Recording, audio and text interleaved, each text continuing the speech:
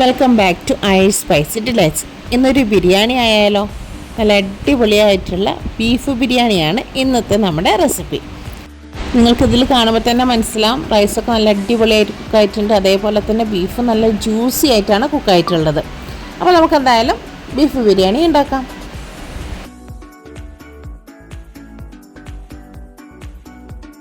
ആദ്യം നമുക്ക് ബിരിയാണി റൈസ് തയ്യാറാക്കാനുള്ള കാര്യങ്ങൾ ചെയ്യാം. അതിനുവേണ്ടി ഒരു കടായിലേക്ക് 1 ടേബിൾ സ്പൂൺ നെയ്യ് ഒഴിച്ചു കൊടുത്തിട്ടുണ്ട്. അതിലേക്ക് പട്ട, ഗ്രാമ്പൂ, ഏലക്ക, ബേ ലീഫ്, പെരിഞ്ചീരകം, പിന്നെ സ്റ്റാർ പോലത്തെ ഒരു സംഭവം കൂടി ചേർത്ത് കൊടുത്ത് ഒന്ന് പൊട്ടിക്കാം.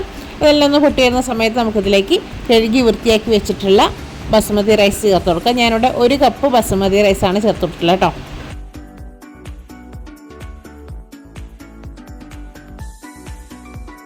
ഇനി ഇതിലേക്ക് 2 കപ്പ് വെള്ളം ചേർത്ത് കൊടുക്കാം.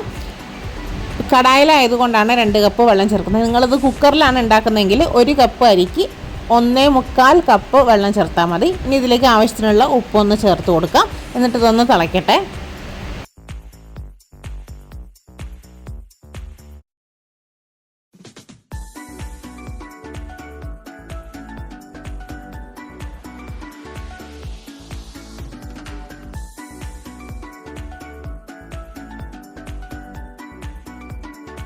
നന്നായി തിളച്ചത് വെള്ളമൊക്കെ വറ്റി തുടങ്ങിയിട്ടുണ്ട്. ഇനി ഇതിലേക്ക് 1 ചെറുനാരങ്ങയുടെ നീരും കൂടി ചേർത്ത് കൊടുത്ത് ഒന്ന് മിക്സ് ചെയ്യാം.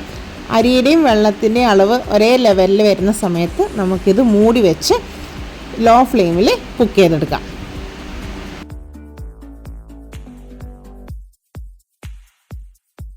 റൈസ് അവിടെ ഇരുന്ന് കുക്കാവട്ടെ. ആ സമയം കൊണ്ട് നമുക്ക് കുറച്ച് മസാലകൾ തയ്യാറാക്കാം. അതിനുവേണ്ടി കുറച്ച് നെയ്യും കുറച്ച് ഓയിലും കൂടി ചേർത്ത് കൊടുക്കാം. എന്നിട്ട് ഇതിലേക്ക് ചേർത്ത് കൊടുക്കുന്നത് ഉള്ളിയാണ്. നമുക്ക് സവാളയൊന്ന് നന്നായിട്ട് ബ്രൗൺ കളർ ആവുന്ന വരെ ഫ്രൈ ചെയ്തെടുക്കണം. ഇതിലേക്ക് കുറച്ച് ഉപ്പും കൂടി ചേർത്ത് കൊടുത്ത് നന്നായിട്ടൊന്ന് ഫ്രൈ ചെയ്തെടുക്കുക. ബ്രൗൺ കളർ ആവുന്ന വരെ ഫ്രൈ ചെയ്തെടുക്കണേ.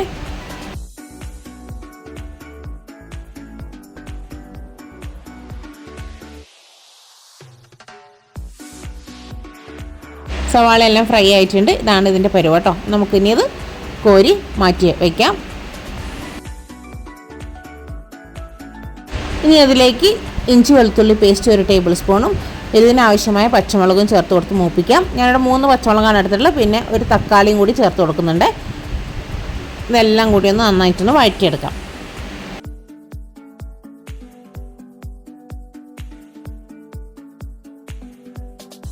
ഇനി ഇതിലേക്ക് കുറച്ച് മസാലപ്പൊടികൾ ചേർക്കാറുണ്ട്. മല്ലിപ്പൊടി 1 ടേബിൾ സ്പൂൺ, മുളക് പൊടി 1 ടീസ്പൂൺ, മഞ്ഞൾപ്പൊടി 1/2 ടീസ്പൂൺ, ഗരം മസാല 1/2 ടീസ്പൂൺ, കുരുമുളക് പൊടി 1 ടീസ്പൂൺ, കാശ്മീരി മുളക് പൊടി 2 ടേബിൾ സ്പൂൺ. അത് ഓപ്ഷനിലാണ്, നിങ്ങൾക്ക് വേണമെങ്കിൽ മാത്രം ചേർത്താൽ മതി കാശ്മീരി മുളക് പൊടി. പൊടികളുടെ എല്ലാം പച്ചമണം മറന്നു വരുന്ന നന്നായിട്ടൊന്ന് മൂപ്പിച്ചെടുക്കാം.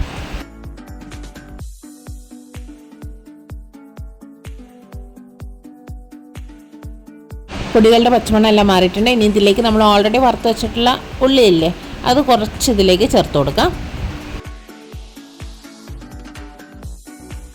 2 ടേബിൾ സ്പൂൺ തൈരും കൂടി ചേർത്ത് കൊടുത്ത് നന്നായിട്ടൊന്ന് മിക്സ് ചെയ്യാം.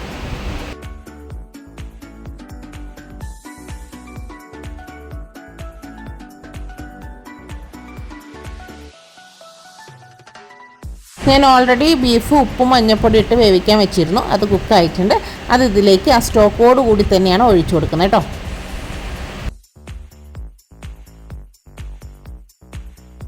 ഇനി ഇത് കിടന്നൊന്ന് നന്നായിട്ടൊന്ന് തിളച്ച് ഇതിൻ്റെ ഗ്രേവിയൊക്കെ ഒന്ന് വറ്റി വരട്ടെ.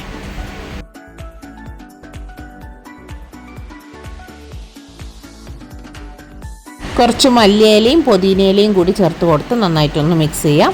ഗ്രേവിയൊക്കെ ഒന്ന് വറ്റി വരുന്നുണ്ട്. കുറച്ചും കൂടി വറ്റാനുണ്ട്. കുറച്ചും കൂടി വറ്റട്ടെ.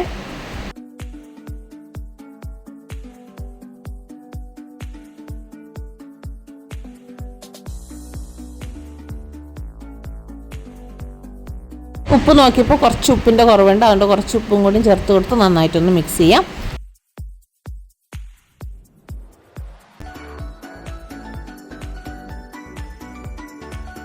ഗ്രേവിയൊക്കെ ഏകദേശം വറ്റിയിട്ടുണ്ട്. കുറച്ചും കൂടിയും ഗ്രേവി വറ്റാനുണ്ട്.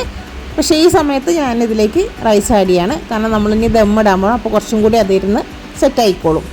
അപ്പോൾ ഇനി നമ്മൾ ഓൾറെഡി വേവിച്ച് വെച്ചിട്ടുള്ള റൈസ് ഇതിലേക്ക് ചേർത്ത് കൊടുക്കുന്നു.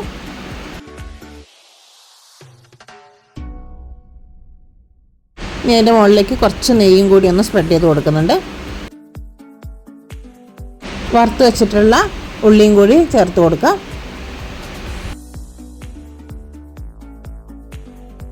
കുറച്ച് മല്ലിയിലയും കൂടി ഇട്ട് കൊടുക്കാം. ഇനി ഇത് മൂടി വെച്ച് ഒരു 15 മിനിറ്റ് നമുക്കിതൊന്ന് ദം ചെയ്ത് വയ്ക്കാം. ഇത് നല്ല അടിപൊളിയായിട്ടുള്ള നമ്മുടെ ബീഫ് ബിരിയാണി ഇവിടെ റെഡി ആയിട്ടുണ്ട്. ഇത്രയേ ഉള്ളൂ ഈ ഒരു സിമ്പിൾ റെസിപ്പി. സിമ്പിളല്ല തയ്യാറാക്കാൻ, പെട്ടെന്ന് തന്നെ തയ്യാറാക്കാൻ പറ്റുന്ന റെസിപ്പി അല്ലേ. അപ്പോൾ നിങ്ങൾക്കത് കാണുമ്പോൾ തന്നെ മനസ്സിലാവും നന്നായിട്ട് റൈസൊക്കെ നല്ല അടിപൊളിയായിട്ട് കുക്കായിട്ടുണ്ട്. അതേപോലെ തന്നെ ഇതാ ബീഫാണെങ്കിലും നല്ല ജ്യൂസി ആയിട്ടാണ് കുക്കായിട്ടുള്ളത്. നിങ്ങൾക്ക് ആ ബീഫൊക്കെ ഒന്ന് കുക്കായെന്നൊന്ന് കാണിച്ചു തരാൻ വേണ്ടിയിട്ടാണ്. പക്ഷേ കൈ നന്നായിട്ട് പൊള്ളുന്നുണ്ട്, സംഭവം നല്ല ചൂടുണ്ട്.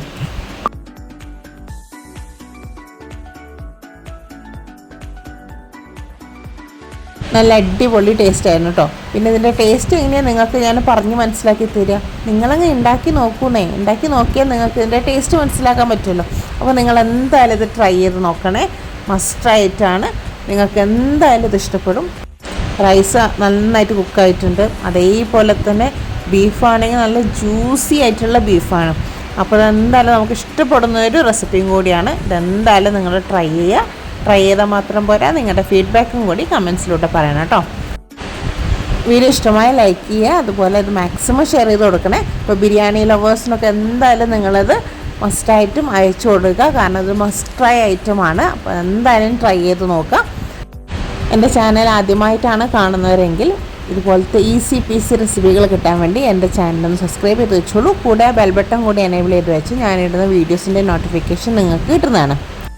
അപ്പോൾ ഓണമൊക്കെ വരാറായിട്ടുണ്ട്. അപ്പോൾ നമുക്ക് ഇപ്രാവശ്യത്തെ ഓണമൊക്കെ ഒന്ന് കളറാക്കണ്ടേ. അതുകൊണ്ട് തന്നെ ഞാൻ കുറച്ച് വിഭവങ്ങളൊക്കെ നമ്മുടെ ഓണം റിലേറ്റഡ് ആയിട്ടുള്ള വിഭവങ്ങളൊക്കെ തയ്യാറാക്കി ഞാൻ എൻ്റെ ചാനലിൽ അപ്ലോഡ് ചെയ്യുന്നുണ്ട് കേട്ടോ. അപ്പോൾ അതെന്തായാലും നിങ്ങൾ ഇപ്രാവശ്യത്തെ ഓണത്തിന് ട്രൈ ചെയ്യുക. ട്രൈ ചെയ്തിട്ട് നിങ്ങളതിൻ്റെ ഫീഡ്ബാക്കൊക്കെ കമൻസിലോട്ട് പറയണേ. അപ്പോഴേ ഈ ബിരിയാണി ഉണ്ടാക്കാൻ മറന്നു പോയത് കേട്ടോ. ഈ ബിരിയാണി ഒന്ന് ട്രൈ ചെയ്ത് നോക്കണേ.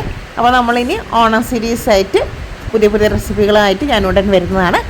അപ്പോൾ പുതിയൊരു അടിപൊളി റെസിപ്പിയുമായി നമുക്ക് വീണ്ടും കാണാം. അതുവരെ ടാറ്റാ.